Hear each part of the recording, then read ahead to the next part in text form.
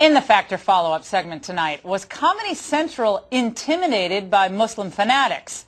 South Park recently aired an episode dealing with the Prophet Mohammed, something the show's creators realized might spark some controversy. We'd be so hypocritical against our own thoughts if we said, okay, well, let's not make fun of them because they might hurt us. Like, that's messed up to have that kind of thought process, you know. Okay, well, we'll rip on the Catholics because they won't hurt us, but we won't rip on them because they might hurt us.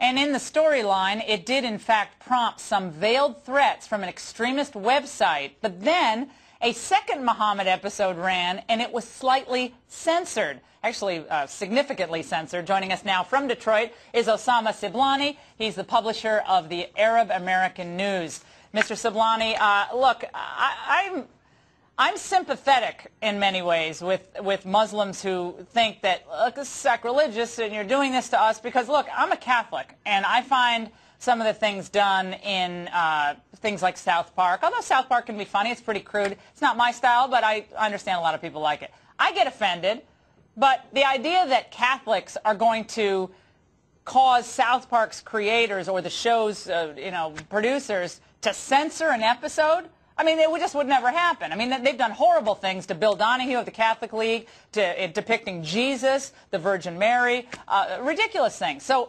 why do you think it was a good thing that they censored this? I don't think that it's a good thing that they censored it. Frankly, Laura, I truly believe that Central Park have the right to do whatever they want to do, but I'm against censoring. First of all, I'm a publisher of a paper, and I publish weekly in both English and Arabic in this country, and I've been doing so for the last 25 years. So I really appreciate the freedom of speech that I was given. Now, having said that, I wanted to protect others to have the same thing. But I would suggest that we all should exercise some self-restraint from insulting other people or insulting their religion. And I'm not talking about Muslims, I'm talking about all religions and everyone around. Now, having said that, that does not mean that we should not be censored all the time and be bleeped all the time when things that is not acceptable to a certain group of people.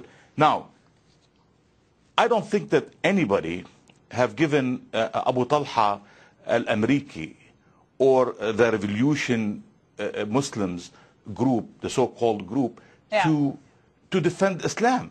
I mean, there are 1.2 billion Muslims in the world. I'm a Muslim, and I refuse the threat. I think that threatening other people with violence is not Islamic at all. It's against Islam. You're condemning then what was done on this wacky website that showed the picture, horrific picture of Theo Van Gogh.